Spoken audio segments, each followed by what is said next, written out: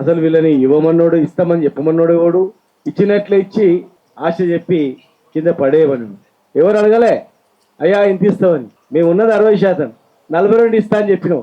మరి చెప్పింది ఇచ్చే బాధ్యత మీది. మా వాళ్ళు ఆతృతతో తొందరగా వస్తుందని చెప్పి రకరకాలుగా పద్ధతులు చెప్పొచ్చు, కానీ నీ బాధ్యత ప్రభుత్వం ఏంది?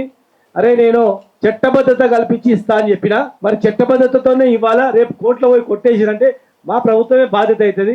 ఎట్లా చేసుకోవాలని ఆలోచన చేయాలి. నేను కానీ మా మస్తానాచారి గారు కానీ మేము మొదటి నుంచి చెప్తా ఉన్నాం.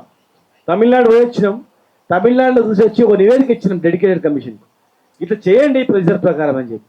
కానీ మీరు కనీసం చట్టమే తయారు కాలే, జీవో ఇచ్చింది, చట్టం తయారు, గవర్నర్ సంతకం కూడా కాలే. ఒక 2 రోజులు ఓపిక బట్టి గవర్నర్ సంతకం అయిపోయిన తర్వాత వాళ్ళు ఇచ్చినా ఏముంటుండో తెలియదు, చట్టం తయారు కాలేదు. మరి గజెట్ పబ్లికేషన్ అయిందని అడిగితే జడ్జి గారికి తెలియదని అడ్వకేట్ అని చెప్పిండని చెప్తున్నాడు తమ్ముడు. మరి అంటే వాళ్ళకి ఎంత చిత్తశుద్ధిని చూడండి.